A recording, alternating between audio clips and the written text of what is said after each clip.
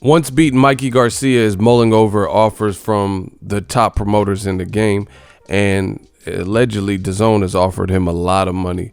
What up, Fight World? It's your boy Ego, and I'm back with some more boxing. Make sure you smash the like button. Also, subscribe to the channel for the latest and greatest in boxing. If you want to become part of the gang notification gang, please hit the bell icon. Shout out to the super chats, channel donations, the Venmo donations, and the Patreon family. We working. Now it looks like Mikey Garcia, he's a person of interest. He hasn't fought since the ERROL Spence fight, unless you want to include the exhibition match with Eric Morales. But his last professional fight was ERROL Spence. Obviously, he came up on the short end of the stick in that fight. I had him losing all the rounds. I was in Texas for that particular fight. But he's being sought after by top promoters. I heard Top Rank, you know, he's been working with PBC and Al Heyman. They're interested, as well as Eddie Hearn and Dazn. And according to industry sources, they're saying the Eddie Hearn and Dazn offer is a lot of money, and he's thinking about potentially going and signing to him because, you know, it might be a deal that they can't pass up, too good to be true. And I want to talk about it. This is Robert Garcia, his brother / trainer, you know, family member. He was saying that Mikey's going to do whatever's in his best interest. So congrats to Mikey. It's good to be wanted and sought after. My thoughts are simple. I believe to be honest, I've heard about this, and I'm not going to explain my source on this video because, you know, I'm not going to give up the connect. But I've known about this Dazn offer for some time, and I heard he was offered a lot of money. What I was informed was that Dazn is basically looking for Mikey Garcia star power. He's Mexican American, and they want him to bring in that Mexican, Hispanic, Latino traffic to Dazn. Because yeah, they got Canelo, but you know, he fights 2 times a year, so how much can you use him?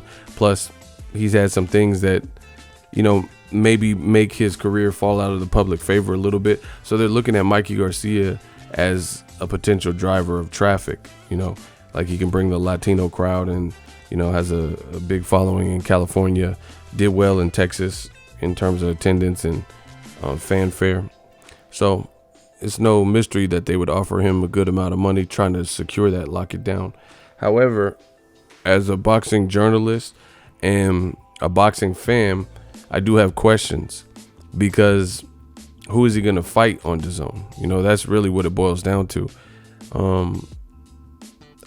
They said he's going to probably compete at 140. He says 135 he doesn't know if he can make, but he would maybe be willing to explore it, not straight away. Coming down from 47, he said he's absolutely not going to 35. So I really feel like Mikey Garcia, and this is my honest opinion, very likable guy. I like him. I've interviewed him, you know, I've covered his fights, gave him a ton of coverage, but I think he's in between a rock and a hard spot, you know, in terms of his career. I think he bit off more than he could chew, and got a little bit too big for his britches fighting at 47 against Spence. Like, he could have took a John Molina or something at 147, and so, you know, he beat Sergey Lipinets, but I don't know, that type of person, Devin Alexander, Ivan Redcat, you know, something like that, before going straight at Spence. But now that he's done that, you know, it'd be cool if Dazn picks him up, but we honestly don't know what Mikey Garcia will look like. And I say that in all honesty, coming off of that Spence performance. Spence, and this is why I think he hasn't come back yet, you know. I think he's taking the time off. You know, he's a smart fighter, and he's giving himself a rest. So that's why he did the exhibition with Eric Morales and stuff like that. But I mean, he took a beating there. He took some punishment from a bigger guy and a relentless guy who was definitely trying to get him out of there and stuff like that. So, you know, it remains to be seen if this will be advantageous for Dazn. But like I said, even if he signs to Eddie Hearn, if he signs to Dazn and gets his money, that's dope. You know, that's good for him and his family. I do have questions about his career, though.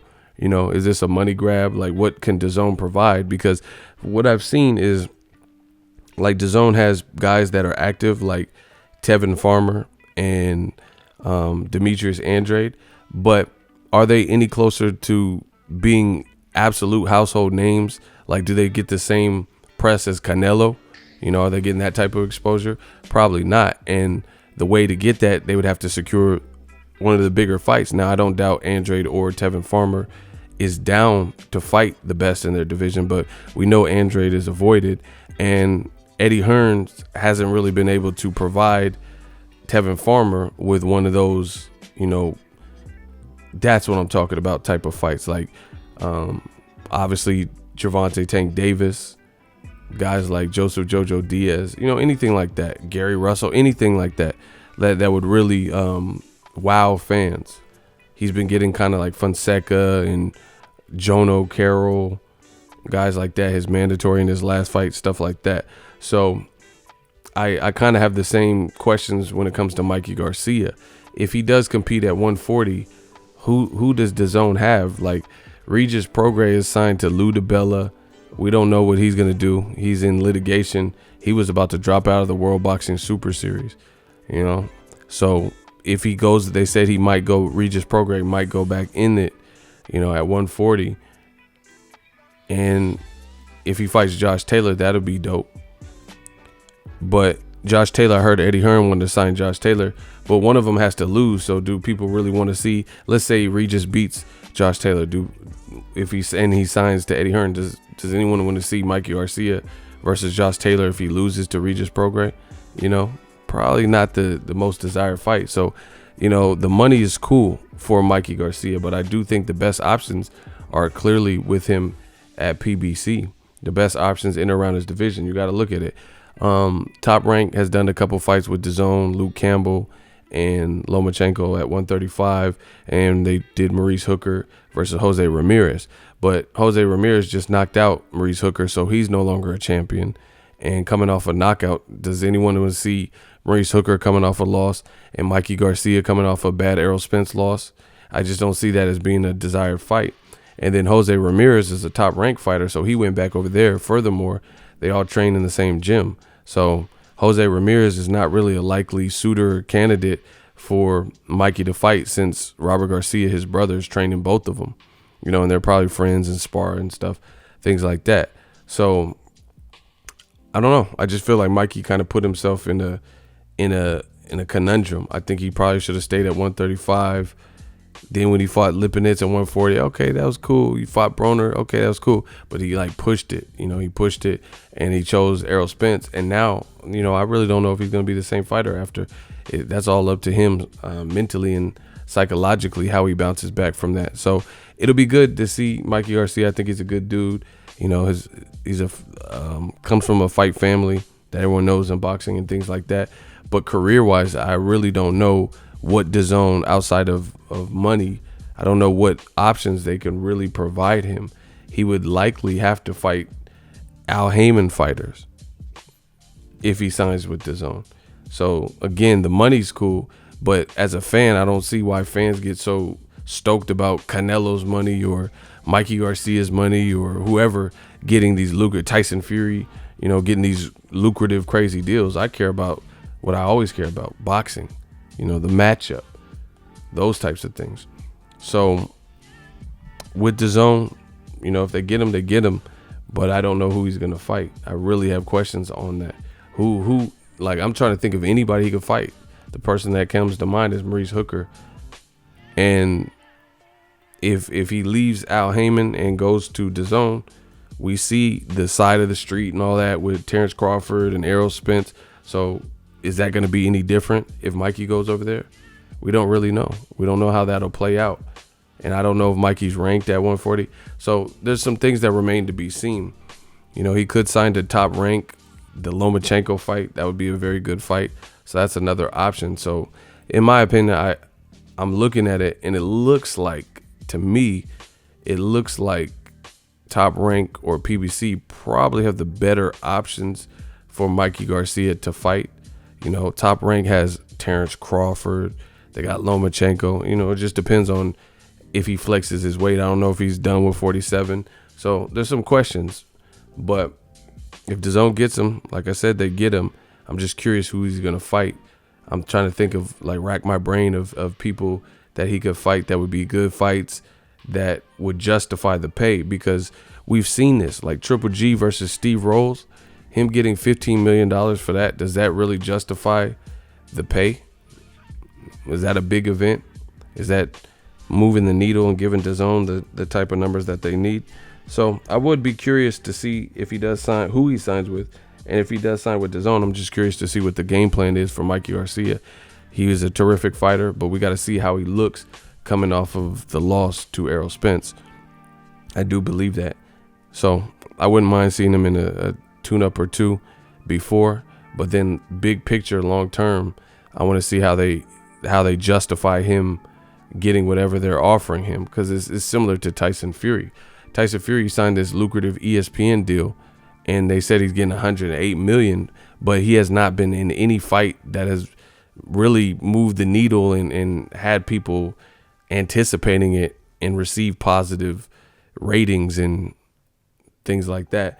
People are more so, again, looking forward to Tyson, like his Tom Schwartz fights, his fight with Otto Wallen.